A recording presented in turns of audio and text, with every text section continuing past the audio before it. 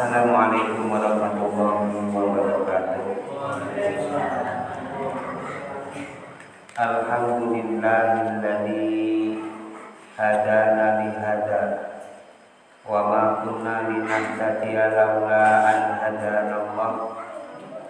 Laqad ja'at rusulu rabbina bil haqq wa nudu an tilkumul jannah uristumuha bima kuntum ta'malun. Wa asyhadu an la ilaha illallah wahdahu la syarika lah wa asyhadu anna Muhammadan abduhu wa rasuluh. Allahumma sholli ala Muhammadin wa ali Muhammad. Amma ba'du. Qala Allah Ta'ala, innal ladzina amanu wa 'amilus sholihati wa aqamus shalah wa atawuz zakah lahum ajruhum 'inda rabbihim wa la khaufun 'alaihim wa la hum yahzanun.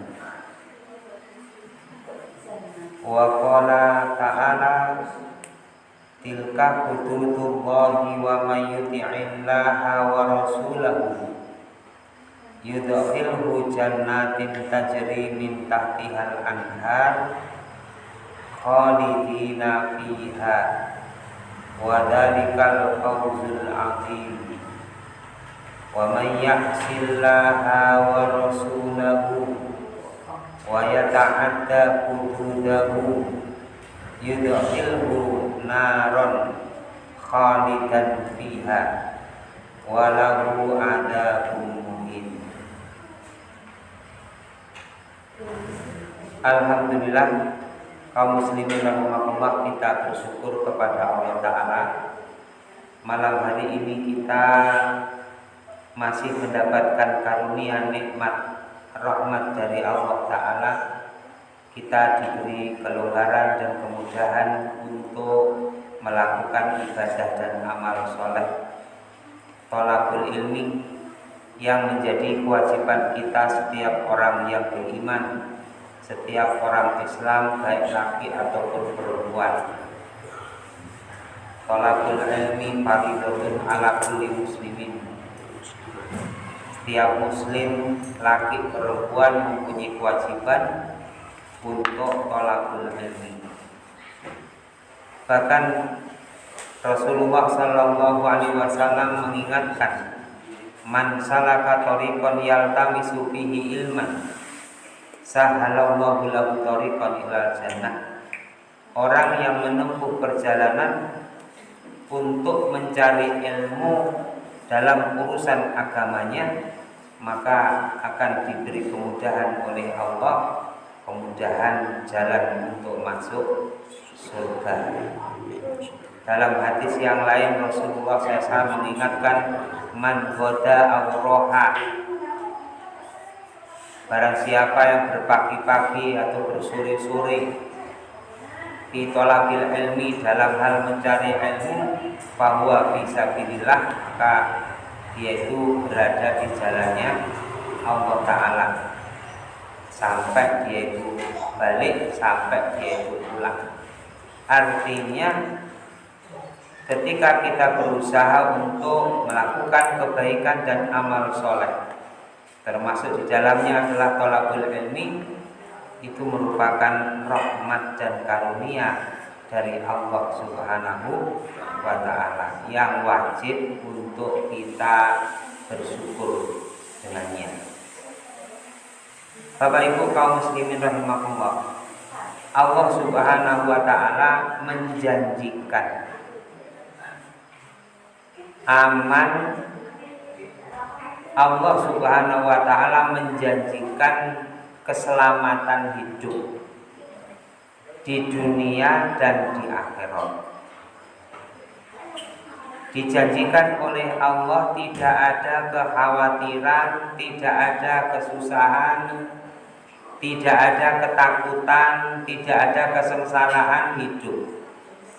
Yang ada adalah kebahagiaan, yang ada adalah keberuntungan, Yang ada adalah keselamatan dari azabnya Allah Subhanahu wa ta'ala. Kepada siapa Allah memberikan jaminan itu? Kepada orang-orang yang beriman dan beramal soleh. Innalladzina amanu wa amilus solihati. Sesungguhnya orang-orang yang beriman dengan imanan hakon, dengan iman yang benar, tidak iman pengakuan saja, tapi imannya itu siap ditunjukkan, dibuktikan dalam bentuk wujud taat dan siap beramal soleh. Nah, sehingga di dalam Al-Quran itu disebutkan beriringan, berkaitan antara iman dan amal soleh. Kalau orang itu mengaku beriman, maka orang itu mesti mau beramal soleh. Innalladzina amanu wa amilus solihati. Kalau dalam surat At-Tin di sana, illalladzina amanu wa amilus solihati lahum ajrun ghairu mamnun. Jadi orang-orang yang beriman dan beramal soleh. Amal soleh itu apa? Amal kebaikan. Amal soleh itu adalah amal ketaatan yang diniatkan untuk mencari ridho Allah, dilakukan benar sesuai dengan tuntunan yang diajarkan oleh Rasulullah Sallallahu Alaihi Wasallam. Itulah yang disebut dengan amal soleh. Wa aqamus sholah, kemudian mereka menegakkan sholat. Aqamus sholah, menegakkan sholat, menunaikan sholat, melaksanakan, mengerjakan sholat yang diwajibkan. Yang tidak diwajibkan tidak usah dikerjakan, yang diwajibkan saja. Lah yang diwajibkan oleh Allah di dalam Al-Quran, diwajibkan oleh Rasulullah SAW dalam urusan sholat ini adalah sholatul maktubah, sholat 5 waktu. Itu adalah sholat yang diwajibkan oleh Allah Ta'ala, yang kita diperintah untuk menjaganya. Hafidhu ala sholawati was sholatil wusta wa qumu lillahi qanitin. Jadi peliharalah, jagalah semua sholat 5 waktu itu, dan juga sholat wusta. Kemudian Allah merintahkan supaya berdiri kepada Allah, menghadap kepada Allah itu dalam keadaan tunduk, patuh, taat kepada Allah Ta'ala. Wa aqamus sholah, dan menegakkan sholat. Jadi tidak menelantarkan sholat, menunaikan sholat dengan syarat dan rukunnya. Subuhnya ya dikerjakan, zuhurnya, asarnya, maghribnya, isaknya dikerjakan. Karena sholat itu maktubah, sholat itu diwajibkan, dan ini adalah bainal abdi wa rabbihi wa bainal abdi wa bainar rabbihi, hubungan antara seseorang dengan pemeliharanya. Ini adalah haknya Allah, hakullah, haknya Allah agar kita ini menunaikan sholat yang menjadi kewajiban pokok kita. Maka masing-masing kita itu berusaha untuk menegakkan, menunaikan sholat dengan sendirinya. Makanya ada seruan-seruan, ada panggilan-panggilan kepada kita ini, agar kita ini mempersiapkan diri untuk mendatangi, untuk menunaikan, menegakkan sholat. Kalau kita dipanggil hayya 'alas sholat, bu, monggo sholat, sholat apa betul bu? Hayya 'alas shalah, Pak ayo salat. Salat apa mboten? Itu kan panggilan. Hayya 'alas shalah, ayo salat. Hayya 'alas shalah, ayo salat. Berarti kita dipanggil untuk menunaikan, untuk menegakkan sholat. Nah, kalau kita ini dipanggil untuk menegakkan sholat, tidak ada udzur, tidak ada alasan, maka kewajiban kita adalah menunaikan haknya Allah Subhanahu wa ta'ala. Karena itu adalah panggilan dari Allah Ta'ala. Kecuali kalau kita ini disuruh sholat, tidak usah sholat ke masjid.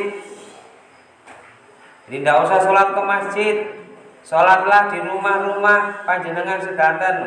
Nanti diperintahkan Bu, Pak.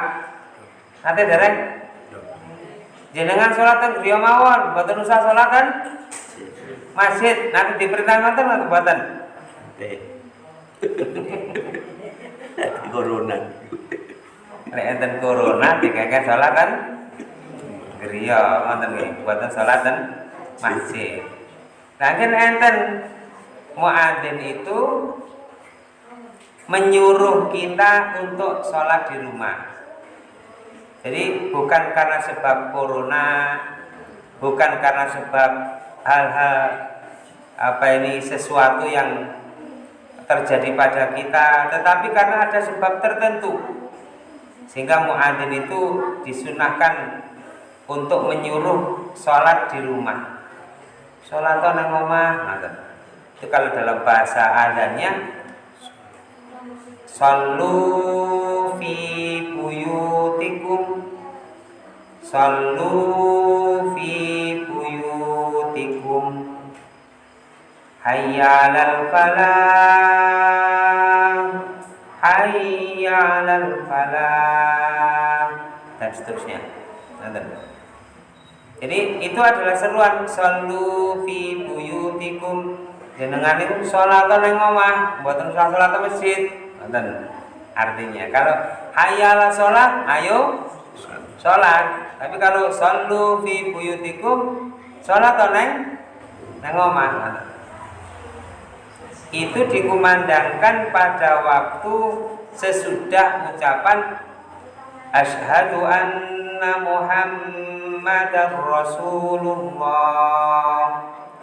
asyhadu anna Muhammadar Rasulullah, sallu fi buyutikum, sallu fi buyutikum, hayya 'alal falah, hayya 'alal falah, Allahu akbar, Allahu akbar, la ilaha illallah.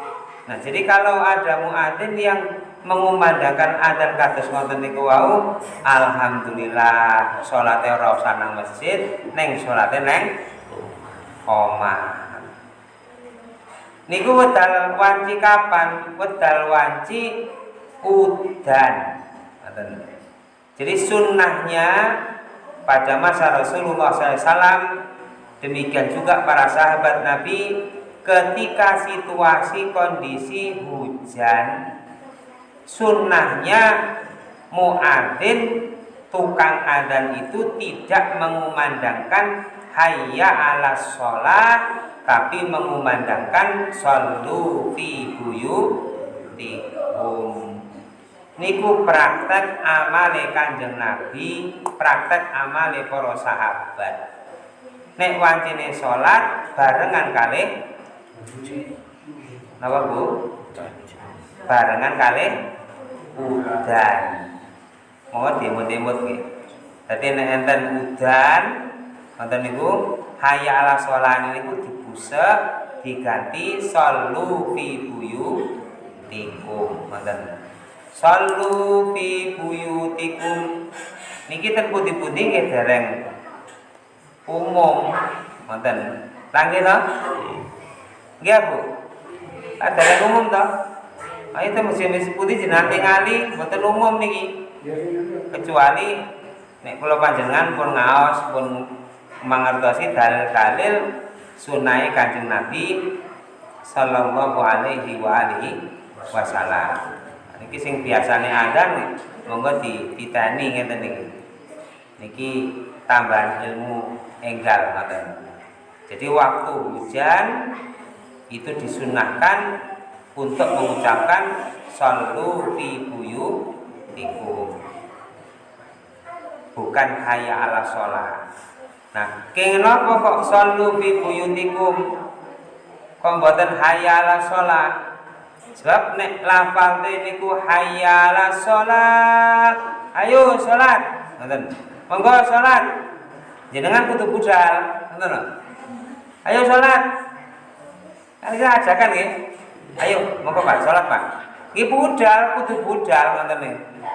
Tapi lek shollu fi buyutikum, sholatlah di rumah-rumah kalian karena ada hujan, terhalangi tidak bisa ke masjid, boleh sholat di rumah, tidak sholat di masjid. Saged dipahami mboten? Ini kok beda te sawangane. Sawangane kok beda. Nggih beda.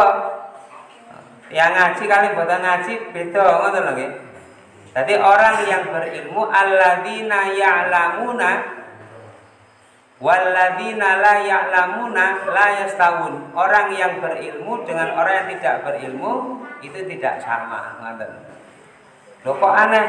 Kok enten adzan shollu fi buyutikum? Iya, karena ada hujan, karena sebab ada hujan. Ngoten. Sebab ada hujan. Nah, demikian juga kalau ada seruan as-sholatu khairum minan naum, niku kula jenengan pirenge wancine napa salat subuh. Niku enten kedadosan zamane sahabat niku. Keranten tiang-tiang muslimin niku boten budal tenggene masjid. Wis diadani waktu salat zuhur kali salat asar niku diadani niku mboten budal mboten teko. Sampai-sampai akhirnya niku diadani dhewe, diqomati dhewe, terus di imami dhewe, terus dijamaai dhewe ngoten niku. Akhirnya enten cerita zamane sahabat Ibnu Umar niku enten tiyang niku jengkel muadzine niku akhirnya diganti ae wis. Iki wong-wong padha tilem padha turu ngoten niku. Wae dhuwur kali asar ngoten niku ditambahi. As-sholatu khairum minan naum. Wajine dhuwur niku. As-sholatu khairum minan naum. Ngoten. Lah napa asal? Nggih mboten asal. Karena tidak sesuai dengan sunnah yang diajarkan oleh Nabi Sallallahu Alaihi Wasallam. Lah masih otak jengkel mangkel gregeten urusan ibadah ora oleh jengkel mangkel gregeten. Sing penting ajak-ajak, sing penting ngundang, ngoten. Sing penting nyeru adzan. Hayya 'alas shalah, budal gak budal urusane ngoten niku. Niku tanggung jawab piyambake kalih Gusti Allah ngoten. Mulane Ibnu Umar nalikane pireng nalikane sumerep teng masjid niku enten seruan as-sholatu khairum minan naum, langsung medal saking masjid mboten salat teng masjid teng mriku wau. Mboten salat teng ngene masjid niku wau. Keranten apa? Teng mriku enten lafal as-sholatu khairum minan naum. Nah, itu dipandang sebagai perbuatan yang diada-adakan. Walaupun niat dan tujuannya itu baik. Lah sing tepat sing leres pripun? Nggih as-sholatu khairum minan naum niku ditempatkan pada waktu sholat subuh, atau menurut sebagian ulama itu as-sholatu khairum minan naum ditempatkan pada waktu sebelum adzan subuh. Terus saderenge subuh niku enten adzan, enten seruan lafaz as-sholatu khairum minan naum. Tujuannya apa? Tujuannya adalah membangunkan, karena as-sholatu, sholat itu khairun minan naum, lebih baik daripada tidur. Bukan berarti tidur tidak baik, baik-baik bagi orang yang membutuhkannya. Dan tidak sholat tidak berdosa pada waktu itu, karena as-sholatu khairum minan naum, waktunya tidur. Jadi boleh tidur bagi yang sholat malam. Bagi yang belum sholat malam, mendengarkan lafal seruan as-sholatu khairum minan naum, itu adalah pengingat, pertanda untuk membangunkan agar sholat itu lebih baik daripada tidur. Maka menurut sebagian ulama, as-sholatu khairum minan naum itu ditempatkan pada waktu sebelum adzan subuh, setengah jam sebelumnya, atau 1 jam sebelumnya, atau beberapa waktu sebelumnya, atau sebagian ulama berpendapat ditempatkan di waktu adzan subuh. Wallahu a'lam. Nah, tujuannya Bapak Ibu kaum muslimin rahimakumullah, tujuannya adalah supaya kita mendatangi, supaya kita menghadiri sholat berjamaah, karena sholat itu menjadi kewajiban. Karena akan dijanjikan oleh Allah aman, akan dijanjikan oleh Allah dengan surga, akan dijanjikan oleh Allah dengan keselamatan hidup. Wa atau zakah, demikian juga menunaikan zakat. Jadi ada beberapa perkara yang menyebabkan Allah memberikan jaminan. Lahum falahum ajruhum inda rabbihim wala khaufun alaihim wala hum yahzanun. Buat mereka itu pahala yang sempurna di hadapan Allah Subhanahu wa taala. Fala khaufun alaihim, maka tidak ada ketakutan atas mereka, wala hum yahzanun, dan mereka tidak bersedih, tidak bersusah hati. Bagi siapa yang dijamin oleh Allah ini? Bagi orang yang beriman, yang beramal soleh, kemudian menegakkan sholat, lalu menunaikan zakat. 4 perkara: iman, amal soleh, sholat, bayar zakat. Maka Allah menjanjikan, Allah menjamin keamanan hidup, keselamatan hidup, dijamin kematiannya dalam keadaan husnul khotimah. Hidup sesudah kematiannya dikubur, dijaga, ditolong oleh Allah Subhanahu wa taala. Di akhirat dijanjikan oleh Allah selamat dari neraka, dimasukkan oleh Allah ke dalam surga. Oleh karena itu Bapak Ibu kaum muslimin rahimakumullah, supaya kita itu memperhatikan agama kita, supaya kita itu berusaha untuk menegakkan agama kita dalam kehidupan kita sehari-hari. Islam yang diturunkan oleh Allah Subhanahu wa taala sebagai syariat, sebagai aturan, sebagai hukum, sebagai undang-undang, peraturan hidup, supaya kita tunaikan kewajiban-kewajiban kita di dalam Islam ini yang ada di dalam Al-Quran dan Sunnah, perintah ataupun larangan. Disebutkan oleh Allah di dalam surat An-Nisa ayat yang ke-13. Tilka hududullah, itulah batas-batas peraturan Allah, itulah hukum-hukumnya Allah yang disyariatkan. Jadi Allah itu mempunyai hukum, Allah itu mempunyai peraturan, Allah itu mempunyai syariat, diturunkan oleh Allah supaya dijadikan sebagai hukum, peraturan oleh manusia. Nah, peraturan-peraturan hukum ini disebut dengan hududullah. Nah, disebut oleh Allah tilka hududullah, itulah hukum-hukumnya Allah yang dijelaskan di ayat-ayat sebelumnya di surat An-Nisa, mulai dari awal tentang anak-anak yatim, tentang pengurusan, tentang pernikahan, tentang berbini, beristri, 1, 2, 3 atau 4. Demikian juga tentang hukum-hukum warisan. Jadi baik dalam urusan anak-anak yatim, masalah keluarga, masalah warisan, itu merupakan hukum dan syariat dari Allah Subhanahu wa taala.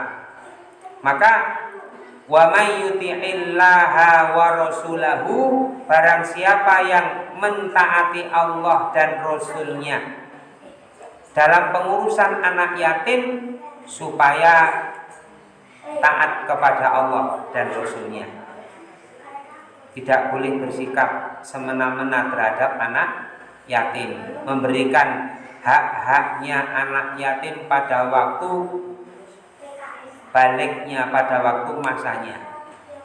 Demikian juga dalam urusan rumah tangga, dalam urusan keluarga, supaya dibangun dan membangun rumah tangganya itu sakinah, mawaddah dan rahmah, mengikuti Allah dan Rasulnya.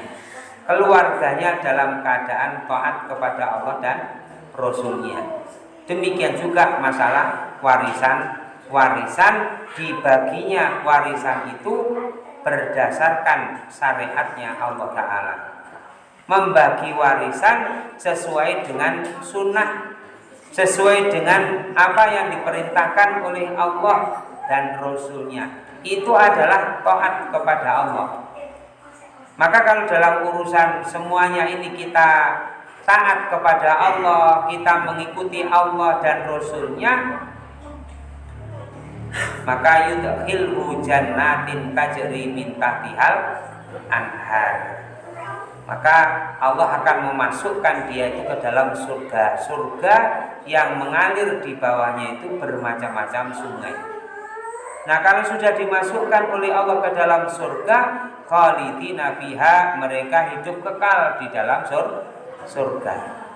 Nah, Allah mengatakan di ayat itu, wadzalikal fawzul adzim, itulah karunia Allah yang sangat agung, itulah kebahagiaan yang sesungguhnya, itulah keberuntungan yang sangat besar, masuk surga, masuk jannah. Nah, oleh karena itu dalam semua persoalan, dalam semua urusan kita, supaya mengikuti Allah dan Rasulnya.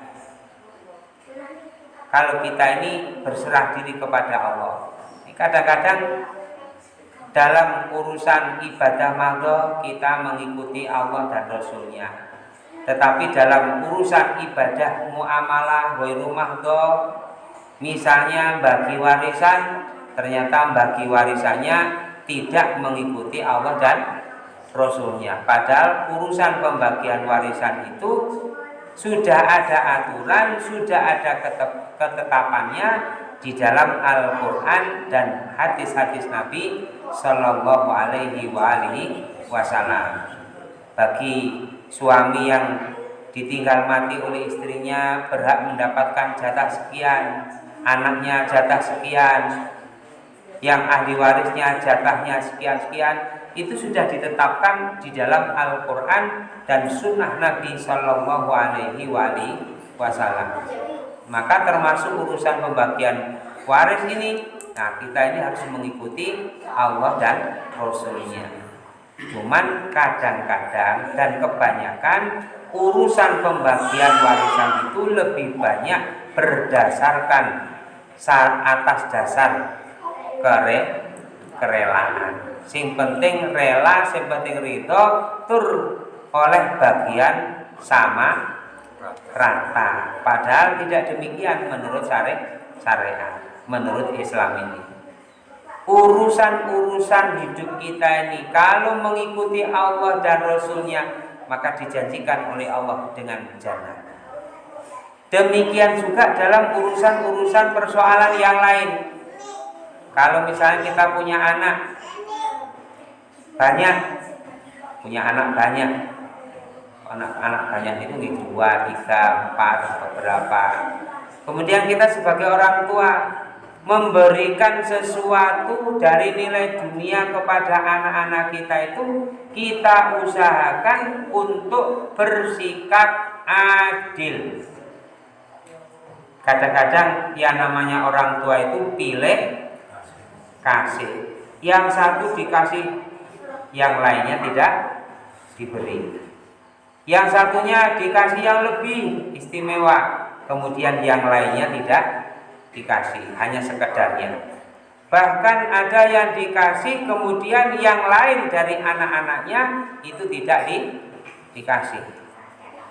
Pernah terjadi pada masa Rasulullah SAW, ada seorang sahabat datang kepada Rasulullah membawa anaknya.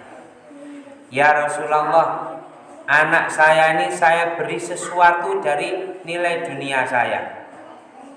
Persaksikanlah ya Rasulullah, ini anak yang saya istimewakan.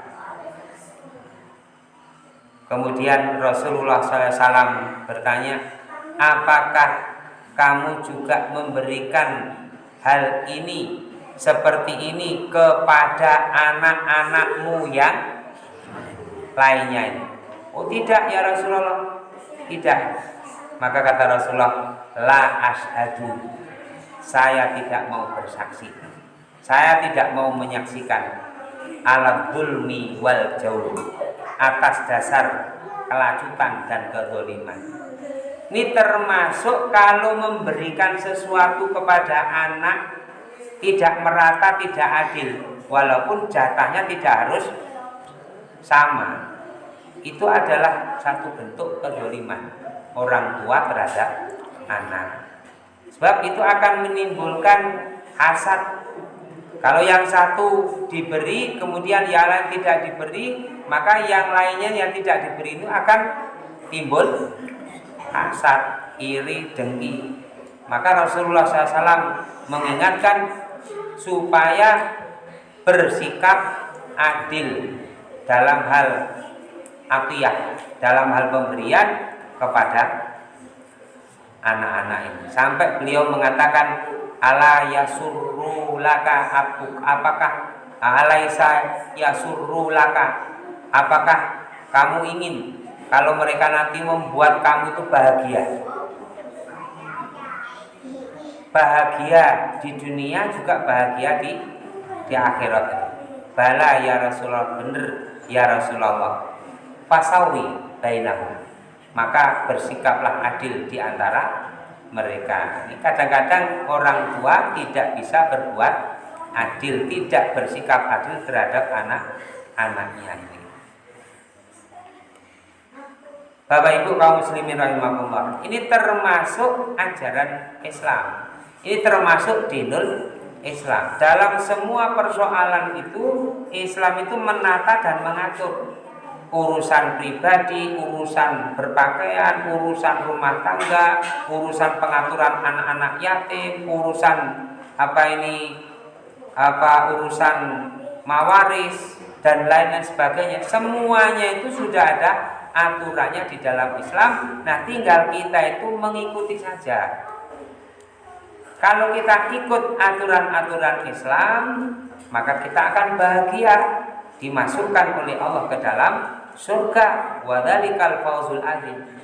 Tetapi kalau kita ini tidak mengikuti aturan-aturan Islam, dalam semua persoalan kita ini menyelisihi, kita menyimpang, tidak menata dan mengatur dengan dinul Islam, itu namanya bermaksiat kepada Allah dan Rasulnya, bahkan melanggar. Misalnya melanggar itu, nah ini kan anak-anakku, sisi itu takai, sing liya gak takai kan urusanku. Misalnya demikian. Ini namanya menyimpang, namanya melanggar aturan-aturan Allah. Padahal Rasulullah memerintahkan supaya bersikap adil terhadap semua anak-anaknya ini. Sehingga Allah Ta'ala mengatakan, wa may ya'sillaha wa rasulahu, siapa yang bermaksiat kepada Allah dan Rasulnya, wa yata'adda hududahu, dan melanggar hukum-hukumnya, yudkhilhu naron khalidan fiha, Allah akan memasukkan dia ke dalam neraka dalam keadaan kekal di dalam neraka, walahu adzabun muhin, dan untuknya siksaan yang menghinakan. Nah, jadi ini menjadi pelajaran yang berharga bagi kita, bahwa kita hidup di atas iman, di atas Islam, berarti kita harus terikat dengan Islam. Tidak boleh kita mencari pilihan-pilihan yang lain selain daripada Islam, karena tidak akan bernilai di hadapan Allah. Tidak akan diterima amal kebaikan yang kita kerjakan, walaupun niatnya baik, tujuannya baik, tapi kalau tidak benar mengikuti Allah dan Rasulnya, tidak diterima oleh Allah Ta'ala. Wa may yabtaghi ghairal islami dinan fala yuqbala minhu wa huwa fil akhirati minal khasirin.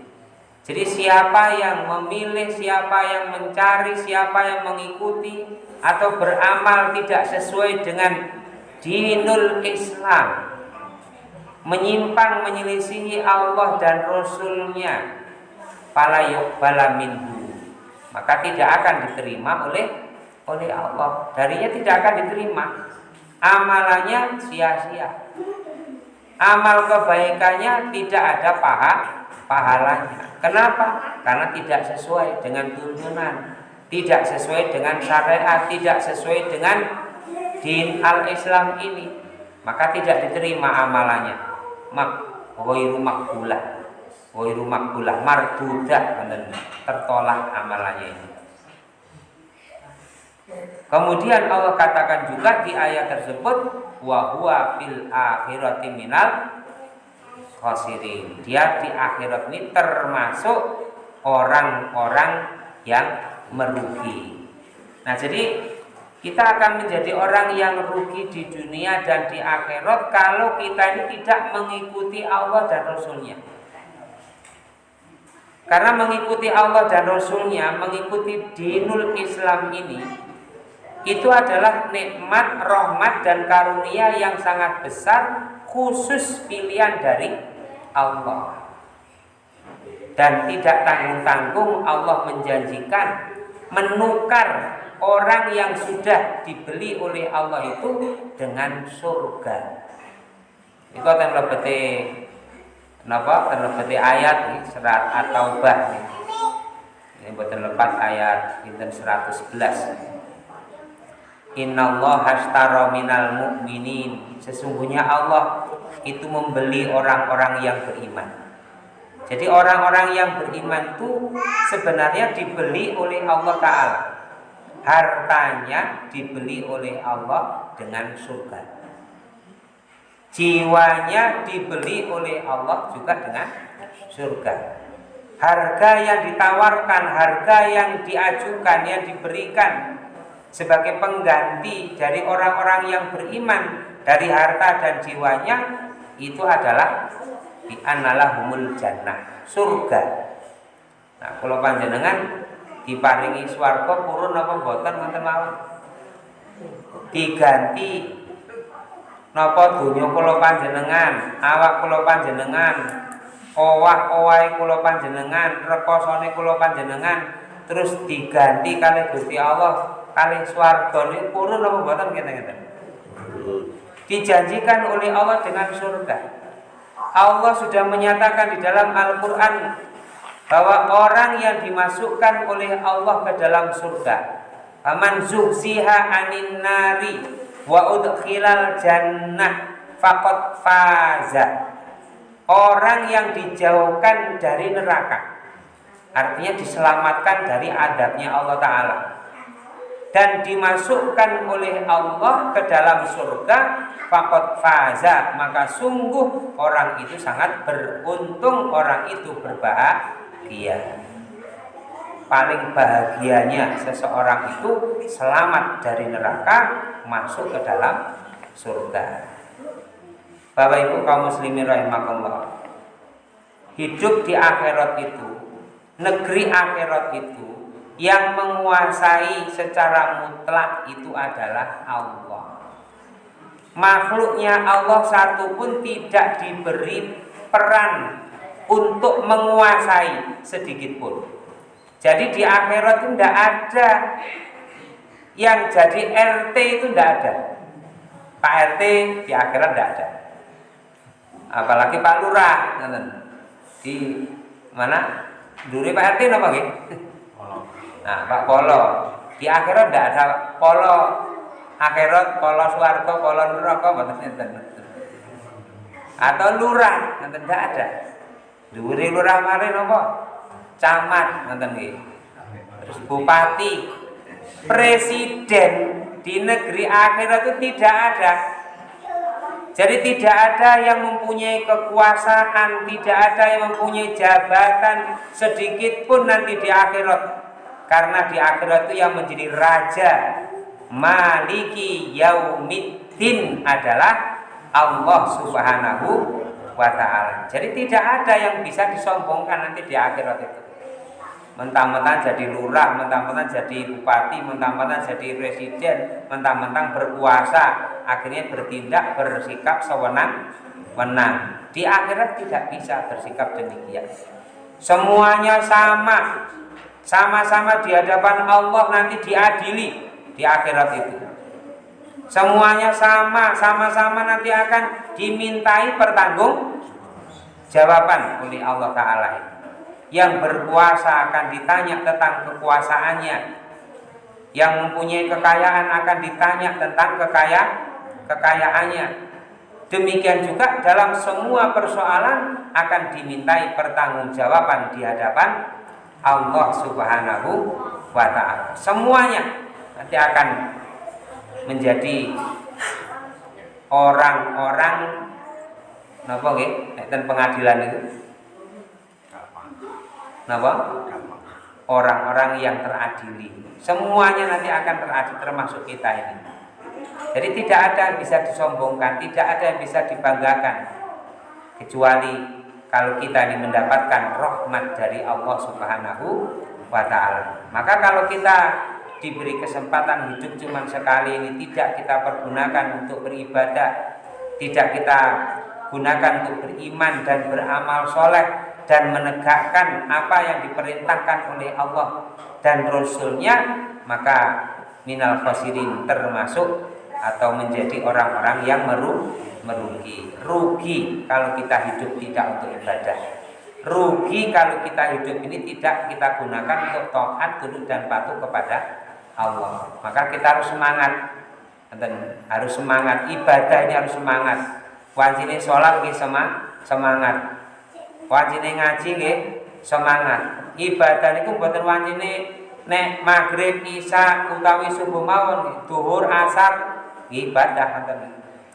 Kadang-kadang kebulut kali pendamelan, kebulut kali penggawean, kali kesibukan. Padahal mboten enten tasih saged di napa niku diundur atau dijeda. Nah, semestinya haknya Allah itu lebih kita utamakan, lebih kita pentingkan, karena itu adalah urusan yang nantinya pertama kali akan dimintai pertanggungjawaban oleh Allah Subhanahu wa ta'ala, termasuk sholat. Awwalu ma yuhasabu yaumal qiyamah as-sholat. Pertama kali perkara ibadah mahdoh yang ditanyakan oleh Allah itu adalah sholat. Kalau jenengan mboten sholat, utawi sholate kasih jarang-jarang ngoten, nah makin itu ditangkleti kali Gusti Allah. Nek kula sing nangkleti Bu sholat, dereng nggih pun mboten napa-napa. Nek kula ngoten nggih. Nek kula kenapa mboten sholat? Sik wayahe masak misalnya ngoten.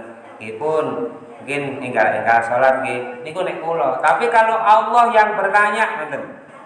Allah yang bertanya tentang sholat kita, jawabnya kula panjenengan pripun gitu. Resikonya kalau salah jawab, akibatnya siksa. Nah, kalau sudah disiksa, kita akan merasa susah, kita akan merasa sedih, kita akan merasa rugi. Nah, niki pupung dereng. Kula niku monggo sami-sami kula jenengan semangat ibadah Sama-sama kita berharap agar kita ini menjadi hamba-hamba Allah yang taat, tunduk dan patuh kepada Allah. Apapun yang diperintahkan kita upayakan untuk kita laksanakan, dan yang dilarang supaya kita tinggalkan. Tujuannya supaya kita ini kematian dalam keadaan husnul khotimah. Mudah-mudahan apa yang saya sampaikan ini menjadi tambahan ilmu yang bermanfaat. Aku qouli hada wa astaghfirullah li wa lakum walhamdulillahirabbil alamin. Wassalamualaikum warahmatullahi wabarakatuh. Menawi enten sing perlu tambah-tambahan monggo nggih. Pak Ustaz, tadi sing masalah untuk adzan mengganti solu buyutikum. Itu yang mendengarkan seandainya setelah adzan hujannya berhenti, yang mendengarkan ini tetap sholat di rumah atau ke masjid? Karena ada seruan shollu fi buyutikum, kalau orang-orang yang berada di sekitar berdekatan dengan masjid diupayakan tetap datang ke masjid. Kalau orang-orangnya itu jauh dari masjid, diberi kebolehan untuk memilih mendatangi masjid monggo, mboten mendatangi masjid nggih monggo. Sama seperti ketika hari Jumat bertepatan dengan sholat Id, baik sholat Idul Fitri atau Idul Adha. Bagi yang imam rawatib berkewajiban tetap menegakkan ibadah Jumat. Bagi jamaah, bagi masyarakat itu ada pilihan. Boleh sholat, kalau sudah melakukan sholat Id, boleh tidak sholat Jumat. Tapi juga boleh mengikuti sholat Jumat. Itu mungkin dalil-dalilnya nanti ada kita temukan di dalam kitab-kitab hadis, termasuk dalam kitab Bulughul Maram. Terus untuk jeda antara adzan dan iqamah itu tetap seperti biasa atau dimajukan setelah lafal itu tadi, melafalkan as-sholat shollu fi adzan itu kewajibannya muadzin, sedangkan al-iqamah itu hakul imam, haknya imam. Jadi sebenarnya kurang tepat ini. Ayo komat. Yang tepat itu adalah yang menyuruh adalah imam rawatib. Jadi imam itu mempunyai hak untuk memerintah supaya ditegakkan iqamah.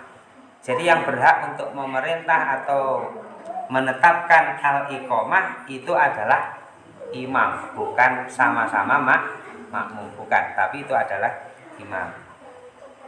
Jelas nggih? Enten keterangan malih kalau waktu hujan yang tadi diserukan shollu fi buyutikum, boleh sholat di rumah, berarti nggih salate teng griya mboten satu masjid ngoten. Kemudian yang di masjid itu boleh, bahkan disunahkan untuk menggabungkan dua sholat, menjamak, dijamak dua waktu sholat. Jadi kalau misalnya hujannya itu waktu duhur, shollu fi buyutikum, terus imamnya sudah ke masjid, yang sekitarnya ada di masjid, maka yang di masjid itu boleh ditegakkan jamak di antara dua waktu sholat. Zuhur dengan asar digabungkan jadi satu. Sedangkan yang tadi sholat di rumah, karena itu seluan shollu fi buyutikum, tidak boleh menjamak.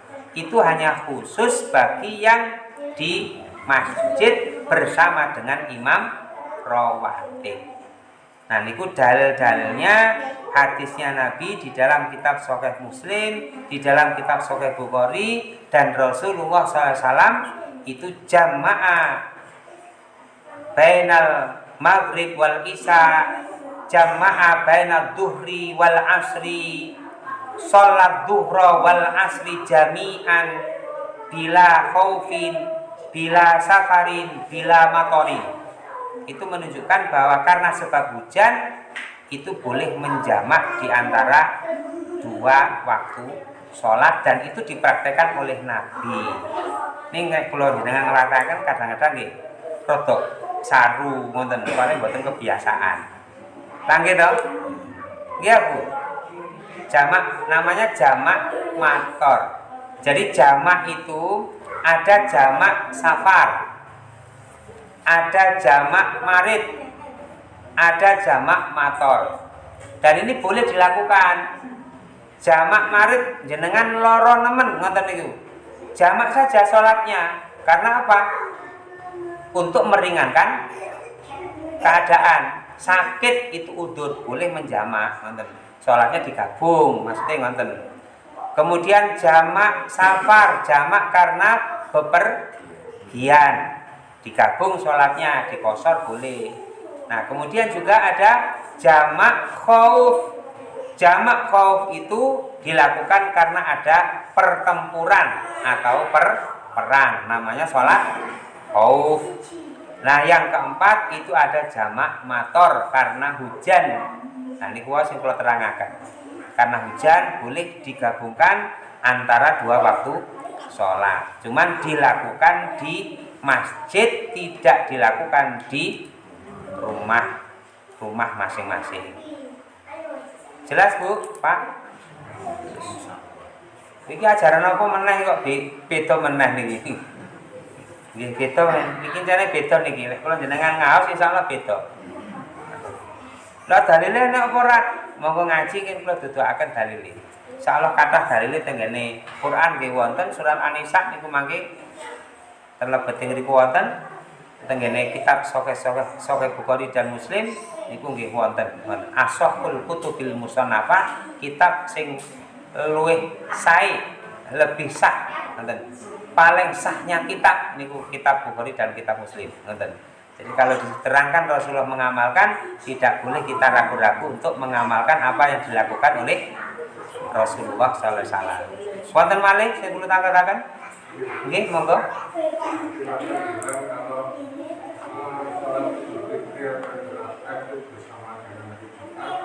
Maka boleh tidak melakukan sholat Jumat. Sholat Jumat itu kan wajib. Itu nanti bagaimana? Jadi untuk hari yang bertepatan dua waktu sholat, yaitu sholat Id dan sholat Jumat, itu ada pilihan. Untuk imam rawatib yang bertugas sebagai khatib tetap berkewajiban untuk menegakkan sholat Jumat. Kemudian di dalam hadis diterangkan Nabi memberikan pilihan, silahkan yang mau menegakkan Jumat, silahkan untuk menegakkan, yang tidak pun juga tidak mengapa. Jadi kalau sudah melakukan sholat Id, dipandang Jumatnya sudah dikerjakan. Niku tenggene hadis diterangaken kados ngoten. Nah, wancine tenggene kula nggih ngoten. Jadi saya beri pengertian kepada jamaah, kepada tiang-tiang makmum niku nggih. Monggo sing kersa Jumatan nggih monggo Jumatan, sing boten nggih asal pilihan keranten wau pun salat Id ngoten. Jadi pun salat Id, mboten salat Jumat, mboten napa-napa.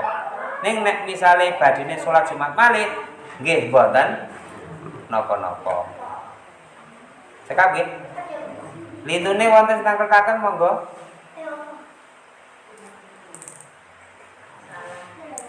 Mboten wonten nggih. Monggo sami-sami ditutup kalih kifaratul majelis. Subhanallah wa bihamdik asyhadu alla ilaha illa anta astaghfiruka wa atubu ilaik.